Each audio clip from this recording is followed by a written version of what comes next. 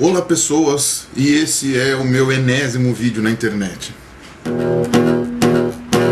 Bom, esse vídeo era para eu ter gravado faz muito tempo atrás, né? É a resposta ao primeiro desafio teísta lá do Rafa Zanga, acho que é esse o nome dele, né? Que ele me mandou já esse e-mail faz muito tempo para eu responder. E eu vi depois, mas enfim, tinha outras coisas para fazer. E eu vi depois as respostas que outras pessoas deram a esse desafio dele, né? E me dei por satisfeito, né? Eu falei assim, nem vou responder porque já falaram tudo que eu queria falar. Mas como ele deu uma tréplica, né? Então eu acho que vale a pena eu colocar os meus comentários sobre o que ele diz, né? Então vamos lá, deixa eu só dar uma curta recapitulada sobre o assunto. No primeiro vídeo, ele sugere que para um ateu, um ascético, um agnóstico, etc., então, uma pessoa que não tenha valores religiosos, né, coisas como estupro, assassinato, tortura estão em mesmo pé de igualdade do amor, da ternura, da compaixão e etc., do ponto de vista de sentimentos, né? Afinal de contas, o que importa é você sobreviver, e todos eles podem te dar maneiras de sobrevivência, então não teria nenhum motivo para você escolher um ou outro, né? Você escolhe apenas por uma conveniência da sociedade. Tiveram várias respostas muito boas, eu vou colocar o link aqui embaixo de algumas delas, né? Não dá para eu caçar todas as que foram feitas no YouTube. E vou dar agora a minha resposta já junto à resposta à tréplica dele. Primeira coisa que ele comenta, né? Ele fala que o naturalismo é fraco e impróprio no que diz respeito à moral e ética. Se as minhas crenças nascem apenas para auxiliar na sobrevivência, fica impossível saber a natureza das crenças, se elas são reais ou se são falsas. Sim, é isso mesmo, eu concordo perfeitamente, né? As crenças, né, especialmente as crenças que se juntam num montão formando uma religião, né, elas não são baseadas em evidências reais ou em fatos com uma quantidade suficiente de dados. Elas são baseadas em experiência anedótica, né, que é aquilo que a gente fala, tem até um vídeo muito bom de Alessandro Magno falando disso, sobre o que é evidência anedótica, né? Uma evidência particular, pessoal, né? Ou seja, a fé vem de dentro, ela não vem de fora. Você não tem como saber se a sua fé é real ou não, se ela é verdadeira ou não. O cristianismo tem tantas chances de estar certo quanto o judaísmo. Os dois têm as mesmas chances, assim como o hinduísmo, sei lá, as religiões africanas, qualquer uma delas. Aí ele afirma, né, faz duas afirmações, né, que a vida humana possui dignidade e valor, e ele esquece completamente que essa dignidade demorou muito para ser conquistada por todos os humanos, né, haja visto os negros, as mulheres, enfim, ou qualquer outro grupo que já tenha sido vítima de preconceito, né. E ele também comenta que o amor é moralmente superior ao ódio. Do mesmo jeito que acontece com as invenções, a moralidade do ser humano ela não surgiu pronta. Você não vê isso pronto. Tanto é que religiões e arcabouços morais mais antigos, né, eles possuem, digamos assim, morais um pouco diferentes das que a gente está acostumado hoje. Vamos dar um exemplo, a lei de Talião. Ela foi utilizada como arcabouço moral, legal, religioso, etc., pelos sumérios, tá? Por outros povos da antiguidade que conviviam com eles, inclusive os hebreus, né? Isso daí dá pra ver que em alguns pontos do Pentateuco, né, dos primeiros 5 livros da Bíblia, eles ainda seguem alguma coisa parecida com a lei de Talião, né, em alguns pontos. E hoje ela é considerada moralmente atrasada, né? Ela não é passível de aceitação, né? Que você mutile uma pessoa porque ela roubou um pedaço de pão, né? Ou que você arranque os olhos de alguém porque, sei lá, olhou pra tua mulher, né?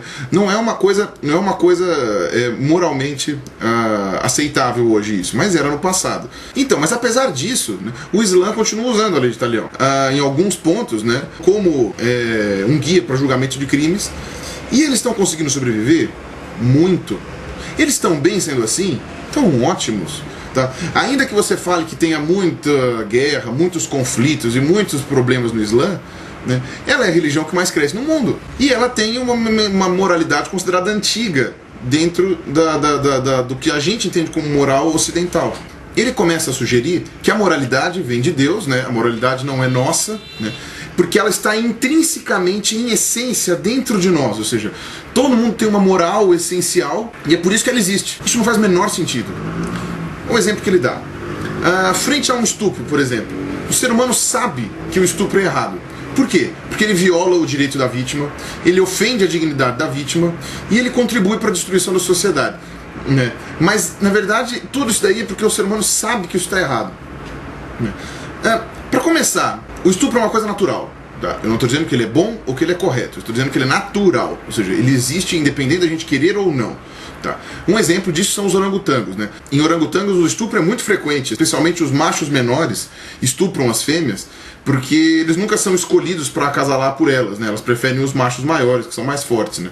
Então os machos pequenos, eles às vezes têm que estuprar a fêmea para conseguir fazer sexo de alguma forma, né? Senão eles não fazem sexo nunca, né? Isso é violento, muitas vezes eles saem machucados, às vezes podem até ser mortos, né? Mas eles passam os genes dele para frente de alguma forma, né? O orangotango não usa camisinha, ou seja, é uma forma de você ter sobrevivência sim, né? Mas ok, vamos dizer então que o estupro seja natural, mas a moralidade vem de Deus, então nós sabemos que o estupro é errado.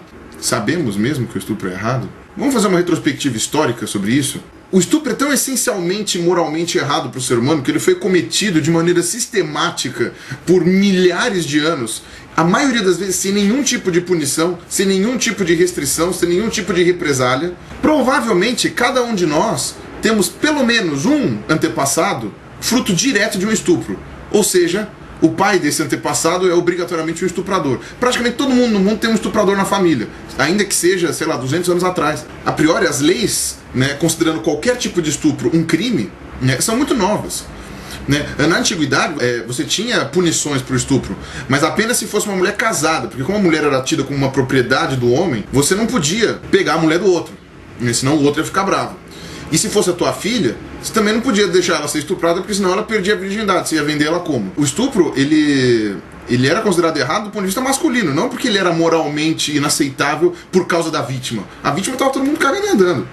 Um exemplo disso é que a própria Igreja Católica nunca excomungou um estuprador, pelo menos não pelo fato dele ser um estuprador, entendeu? Porque a igreja, ela lê de acordo com a maneira como ela interpreta a Bíblia, sei lá, né, ou nos dogmas dela, diz que o estupro não é passível de excomunhão. Ou seja, o estupro não é um pecado, digamos assim. Basta você se arrepender, tudo bem, estás me arrependido, não tem problema, não precisa ser excomungado por causa disso. Né? Isso é só para você ver como que é uma essência de achar que o estupro é uma coisa ruim. Né? Não é. Ou seja, a nossa essência intrínseca sobre como tratar o estupro foi mudando no decorrer da história. Do mesmo jeito que as invenções vão surgindo à medida de invenções prévias, as ideias morais vão surgindo através de ideias prévias. Sabe, não tem essa de mágica assim, nós temos uma moralidade dentro de nós que nos diz que temos que fazer tal coisa. Aí ele comenta aqui: todos concordam que valores morais objetivos existem. Valores morais objetivos que ele fala é o seguinte: qualquer cultura vai considerar esses valores como sendo bons ou ruins. Então, como valores ruins, né, é o abuso infantil, a tortura, o estupro, a crueldade. Será que realmente isso é um valor objetivo universal? A gente acabou de ver que o estupro, por exemplo, já não é valor universal. Pelo menos não por causa da vítima.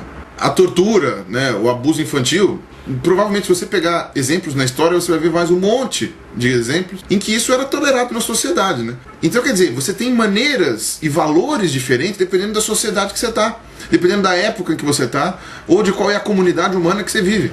Você tem valores diferentes. Se você tem valores diferentes, então esses valores não são universais, eles não são únicos e divinos vindos do céu. Nós montamos esses valores como sendo algo bom ou algo ruim. Aí ele comenta, né, em resposta a algumas dos vídeos que ele recebeu, né, topando esse desafio, né, que as pessoas falaram assim, que não faça para os outros o que eu não quero que faça para mim mesmo, é uma regra de sobrevivência, natural, clara, e isso molda a sociedade de hoje. Mas ele diz que isso não é suficiente.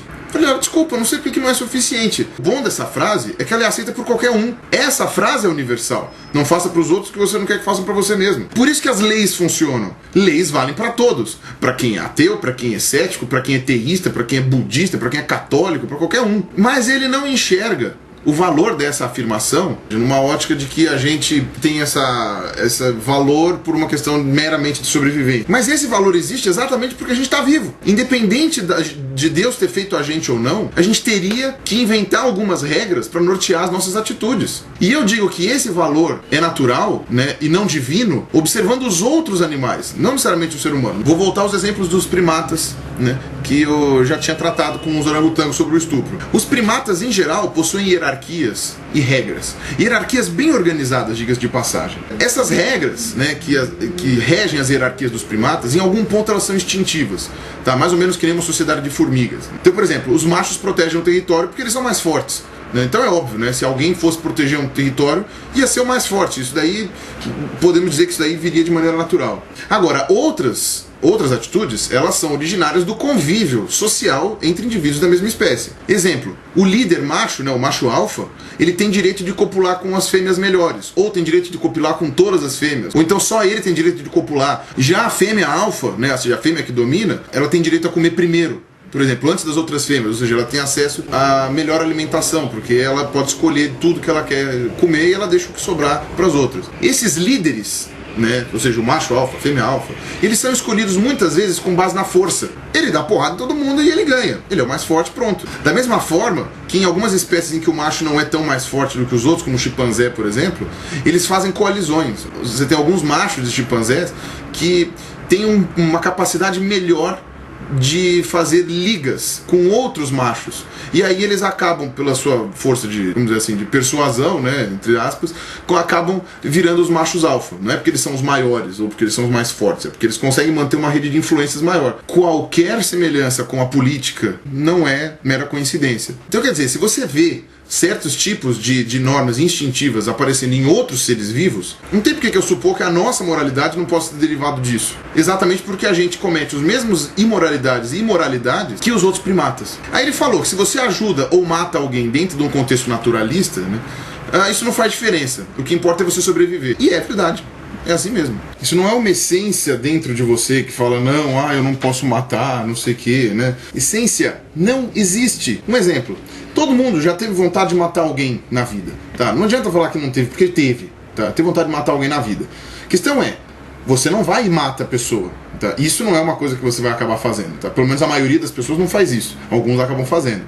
Mas antigamente, estou falando muito antigamente mesmo, isso era normal. Você ia lá, a pessoa te irritava, você ia lá e matava e fim, né? Chimpanzé faz isso. E isso não parece ser assim, o não assassinato não parece ser uma coisa moral, assim, que veio intrínseco, assim, você, não, a gente não pode matar. Tanto é que a nossa sociedade estabelece que o assassinato é um crime, mas ainda assim ela inventa um monte de exceções para essas regras, tá? Então, a pena de morte é uma, mas ela não vale para todos. Mas, por exemplo, você tem um departamento de guerra em cada um dos países. O soldado pode matar um inimigo. Um policial pode matar um bandido. A essência do moralismo é divino, tão divino, que um bandido, por exemplo, que foi criado numa égide cristã, ele só tem remorso de matar a primeira pessoa, geralmente. Se você for ver entrevistas com assassinos profissionais, você vai ver que depois que você matou a segunda, terceira, quarta pessoa, o resto vai fácil. Até na Bíblia você vê isso, né? Você tem lá o Moisés descendo do Monte Sinai falando, não, porque não matarás. Quanto mais você vai avançando na Bíblia, você vai vendo que esse não matarás só vale para os judeus, né? Porque, por exemplo, Josué mata um monte de gente, mata uma galera, a mando de Deus, né? Aí você fala, não, mas tudo bem, os povos antigos eles estavam se afastando de Deus, depois que Deus deu a sua mensagem, agora é impossível. O que não faz o menor sentido também, porque todos os códigos morais que a gente usa no Ocidente, e ele age de uma maneira até um pouco mais refinada, estão presentes no budismo. Não tem Deus, pelo menos não tem um Deus pessoal, não tem imagem e semelhança, não tem nenhuma personalidade de um ser, né, onipotente, onipresente, onisciente, nada disso. Tá? Tem o lado espiritual do budismo, mas o budismo oficialmente não tem Deus da maneira como a gente enxerga. E ele tem todos os códigos morais que você está impungindo a Deus, que você está dizendo que só Deus dá. E aí? E aí ele comenta que se existe personalidade, moralidade, é preciso que exista uma procedência disso. E ela existe, essa procedência existe. Ela vem das suas experiências de vida, ela vem daquilo que você aprendeu com os mais velhos, ela vem da sua opinião. E aí, finalmente, respondendo à grande pergunta dele, né? Estupro, assassinato, tortura, né? Tudo isso está no mesmo balaio de gato que o amor, que o altruísmo, que a compaixão? Depende. Depende da sociedade que você quer montar. A gente acabou de ver que a lei de Talião, que ainda é aplicada no Islã, não impede eles de continuarem existindo. Eles continuam existindo, né? Só que eu não quero morar no Islã.